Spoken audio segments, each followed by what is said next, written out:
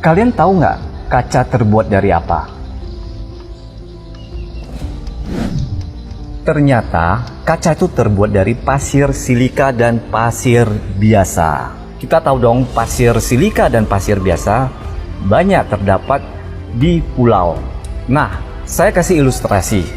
Misalkan ada satu tempat pulau akan didirikan pabrik kaca, maka otomatis bahan baku akan terpakai banyak pasir silika dan pasirnya. Efeknya, lama-kelamaan pasir itu akan habis, pulau akan tenggelam, hilang dong. Jadi menurut kalian, ini membangun pabrik kaca atau menjual pulau ya? Beredar potongan video anggota DPR RI Alimin Abdullah marah besar soal rakyat Rempang diusir karena investor di media sosial. Video itu pun viral hingga menuai komentar netizen. Dalam video tersebut, Alimin Abdullah menegaskan bahwa rakyat Rempang itu dari zaman dahulu sudah hidup di situ dan merupakan pemilik. Ia mengatakan, kita mengusir penjajah Pak, supaya tanah air punya kita. Kalau kita membangun terus, yang nikmati orang, rakyatnya diusir, rakyatnya dibuldoser. Bagaimana pikirannya? Itu yang hancur yang kecil-kecil, yang besar tambah besar. Ini kan kebijakan kita yang bikin. Integrator, segala macam itu, kan kita bikin persoalan. Ternyata dia malah ngatur mereka. Bahkan, dia juga mempertanyakan di mana letak kemerdekaan bila hal itu terjadi.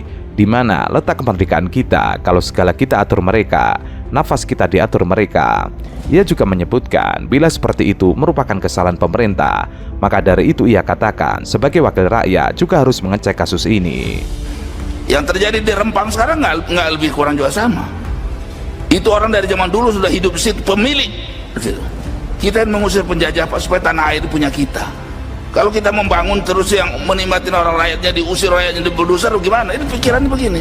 Yang hancur yang kecil-kecil ini, yang besar tambah besar. Ini kan kebijakan kita yang bikin. Integrator segala macam itu kan kita bikin buat Tuhan.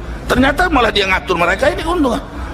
Di mana letak kemerdekaan kita kalau segala kita diatur mereka, napas kita diatur mereka? Ini kan kesalahan kita, artinya kita harus cek ini. Saya setuju panja itu Pak, supaya kita bongkar ini. Jangan dikira kita bikin yang dengarnya nama udah hebat integrator begini, ujung-ujungnya nggak ada yang ngontrol. Kalau misalnya ditentukan 20%, nggak ada yang siapa yang ngontrol. Karena yang lebih ngontrol mereka kalau punya amplop untuk ngontrol itu. Undang-undang ini bisa dikontrol dengan amplop Pak di negara kita ini. Tapi kalau diatur orang-orang kaya-kaya yang ngatur negara ini, pimpin-pimpin ini semua. Makanya Rempang orang yang sudah bertahun-tahun itu mau dibuldoser sama jenderal kita, dididik sama ini bukan punya mau mengamankan negara, mau berdoser rakyat. Nah, aneh itu. Di mana letaknya yang benar? Kalau saya yang bisa punya orang, saya pecat juga gitu. Tidak hanya anggota DPR RI Alimin Abdullah yang geram melihat kasus Rempang, namun tokoh agama seperti Ustadz Abdul Somad juga berkomentar soal tersebut. Dalam video itu, UAS minta agar para pengacara berbondong-bondong membela para warga Pulau Rempang yang ditangkap aparat kepolisian. Kalau menolong seekor anjing saja ada pahalanya, apalagi menolong saudara di Pulau Rempang. Oleh karena itu, penceramah berdarah Melayu itu meminta agar pengacara bisa menolong sejumlah warga Pulau Rempang yang ditangkap. Maka pengacara-pengacara kalian yang punya ilmu, berangkatlah kalian sekarang untuk menolong yang sekarang kena tangkap. UAS menegaskan bahwa mereka yang ditangkap bukan pengedar narkoba ataupun koruptor. Ia menyatakan warga hanya bisa mempertahankan tanah rumah mereka. Mereka pun bukan pengedar narkoba, mereka itu bukan koruptor. Mereka itu adalah orang yang membela tanahnya, rumahnya. Tidak hanya itu, ia juga menyampaikan perandaian di hadapan jamaahnya. Macam mana rumah kita kalau diambil orang? Macam mana kalau tempat pencarian hidup mencari makan kita dirampas orang? Tidak hanya itu, UAS juga mengutip sebuah hadis dari Abu Daud yang mendukung perjuangan warga Pulau Rempang. Barang siapa sampai mati membela hartanya, membela rumahnya, membela harga dirinya, maka matinya mati syahid. Lagi menolong saudara di Pulau Rempang. Maka pengacara-pengacara, kalian punya ilmu, berangkat kalian sekarang. Untuk apa? Menolong yang sekarang sedang kena tangkap di sana, supaya dilepaskan dia. Mereka itu bukan pengedar narkoba, mereka itu bukan koruptor, mereka itu adalah orang yang membela tanahnya, rumahnya. Macam mana kalau rumah kita diambil orang? Macam mana kalau tempat pencarian hidup, cari makan kita dirampas orang? Man mata duna malihi fahuwa syahid. Siapa yang mati membela hartanya, membela rumahnya, membela harga dirinya, maka matinya mati rusak. Sementara itu, Nahdlatul Ulama mengharamkan perampasan tanah rakyat oleh pemerintah. NU menilai, tanah yang sudah bertahun-tahun ditempati oleh rakyat mestinya direkognisi. Fatwa haram ini merupakan keputusan dari Komisi Bahsul Masail Adiniyah Al-Waqi'iyah Muktamar ke-34 NU di Lampung. Komisi Al-Waqi'ah Muktamar NU 2021 merekomendasikan kepada pemerintah untuk memberikan legal formal kepemilikan atas lahan garapan yang dikelola bertahun-tahun oleh rakyat, baik melalui proses iqta' pemerintah maupun ihya. Pemerintah diharamkan merampas tanah yang sudah bertahun-tahun ditempati rakyat. Pemerintah justru seharusnya merekognisi tanah tersebut.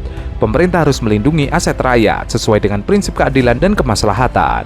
Bahkan, pemerintah wajib merekognisi dalam bentuk sertifikat, kecuali jika terbukti proses iqta' tidak memenuhi prinsip keadilan dan kemaslahatan. Besar Nahdlatul Ulama atau PBNU memandang perlu menyampaikan pandangan dan sikap terkait persoalan Rempang Kalang dengan terlebih dahulu perlu mengemukakan beberapa hal yang penting dan mendasar sebagai berikut.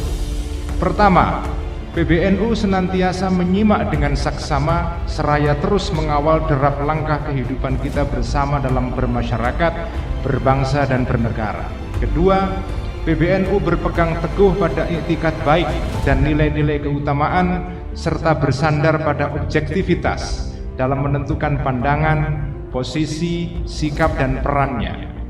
Dan ketiga, PBNU selalu mendorong berbagai pihak agar mengutamakan musyawarah atau syura dalam mencari jalan keluar bagi persoalan hidup bersama. Selanjutnya, dalam menyikapi persoalan Rempang Kalang, PBNU menyampaikan pandangan sebagai berikut. Pertama, dalam pandangan PBNU, persoalan Rempang Kalang merupakan masalah yang terkait pemanfaatan lahan untuk proyek pembangunan. Persoalan semacam ini terus berulang akibat kebijakan yang tidak partisipatoris, yang tidak melibatkan para pemangku kepentingan dalam proses perencanaan kebijakan hingga pelaksanaannya. Hal ini kemudian diperparah oleh pola-pola komunikasi yang kurang baik. PBNU meminta dengan sungguh-sungguh kepada pemerintah agar mengutamakan musyawarah atau syura dan menghindarkan pendekatan koersif. Kedua, Komisi Bahsul Masail Ad-Diniyah Al-Waqi'iyah pada Muktamar ke-34 di Lampung telah membahas persoalan pengambilan tanah rakyat oleh negara. PBNU berpandangan bahwa tanah yang sudah dikelola oleh rakyat selama bertahun-tahun, baik melalui proses iqta' atau redistribusi lahan oleh pemerintah atau ihya pengelolaan lahan, maka hukum pengambil alihan tanah tersebut. Selain itu, kericuhan pecah di Pulau Rempang saat petugas BP Batam datang untuk melakukan pengukuran tanah. Warga menolak rencana pengosongan lahan yang dijadikan kawasan Rempang Eco City. Pada akhir Agustus lalu, pemerintah menetapkan proyek pembangunan Rempang Eco City sebagai proyek strategis nasional. Kawasan ini akan dibangun berbagai macam industri, pariwisata, hingga perumahan di bawah pengembang PT Makmur Elok Graha yang merupakan anak perusahaan PT Arta Graha milik pengusaha Tommy Winata. Warga menolak relokasi yang akan dilakukan pasca pengosongan kawasan itu. Warga adat sempat menyebut mereka telah ada di sana sejak tahun 1934. Warga Pulau Rempang tidak ingin kampung halamannya dihilangkan meskipun diberi tempat relokasi. Adapun pemerintah memaksa untuk melakukan pembangunan. Salah satu langkah awal adalah melakukan pematokan dan pengukuran lahan di Kampung Sembulang, Pulau Rempang. Kampung ini menjadi titik awal pembangunan pabrik kaca terbesar asal Cina bernama Xinyi Group.